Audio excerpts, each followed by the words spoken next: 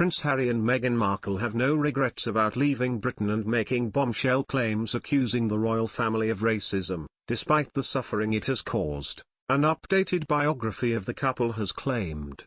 According to the new edition of Finding Freedom, the Duke and Duchess of Sussex also believe the Queen has failed to act over their allegation that a senior royal expressed concern about their unborn child's skin colour. The book now covers Harry's return to the UK in April for his grandfather Prince Philip's funeral, and says he bought a one-way ticket as he hoped he might be able to speak to his family directly, without staff being involved. It claims Harry spoke to his brother Prince William 3 times in all during the visit, as well as briefly chatting to his father, Prince Charles, after the service. He also enjoyed precious moments with his grandmother, the Queen. The biography, which was a glowing portrait of the Sussexes by Omid Scobie and Caroline Durand, first published in August 2020, concludes that the trip broke the ice and that the door to a rapprochement is now slightly ajar. Stating that Harry and Meghan have no regrets about their actions, despite the toll on their family, the book says, what started as a fairy tale romance became a story that reinvented the genre, a self-made, independent woman playing an equal role alongside her knight. It says the Sussexes believe the Queen has failed to act over their accusations of racism, and took exception to a carefully worded statement from the monarch in the wake of their explosive interview with Oprah Winfrey. The statement expressed concern for the couple but insisted that some recollections may vary. It followed a series of highly damaging claims from the couple, including the allegation that a member of the royal family expressed concern about their unborn child's skin color. Days later, Prince William told reporters that the royals were very much not a racist family and admitted he was yet to speak to his estranged brother following the Oprah interview. Now, the updated edition of Finding Freedom claims the couple were far from happy at the palace's official response.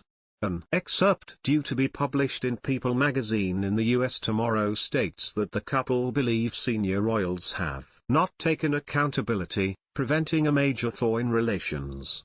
The extract reads, those 3 words, recollections may vary, did not go unnoticed by the couple, who a close source said were not surprised that full ownership was not taken.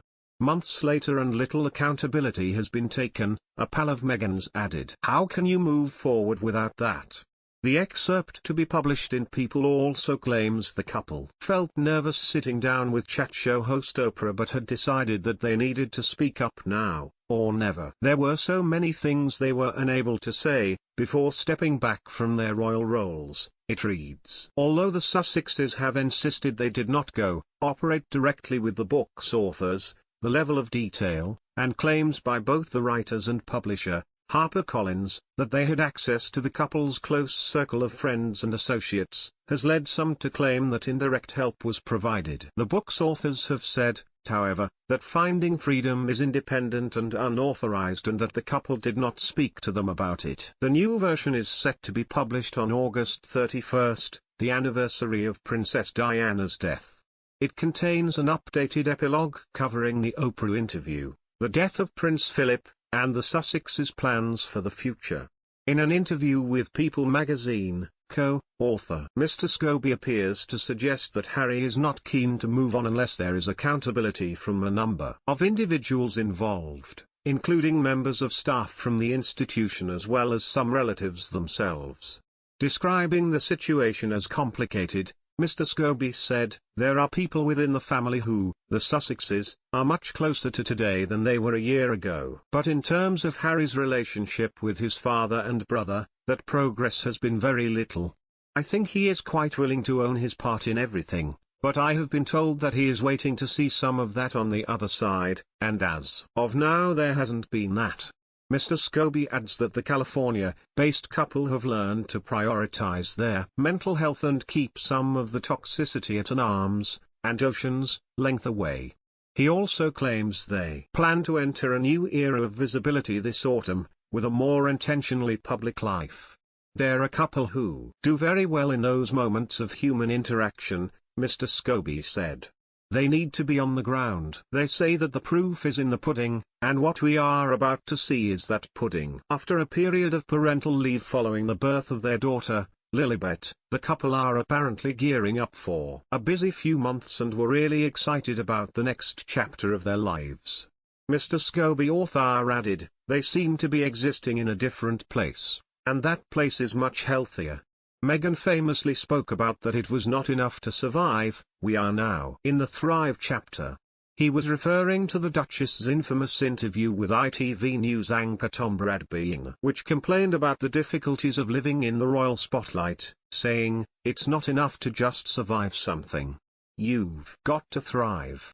He also said that the couple had been afraid of the consequences of stepping away and challenging the system, but the birth of their son, Archie, gave them that energy to stand up for what was right for them. Mr. Scobie said the couple were planning to expand their charity work through the not-for-profit arm of their organization, Archie, which is also the vehicle for their lucrative Netflix and Spotify deals.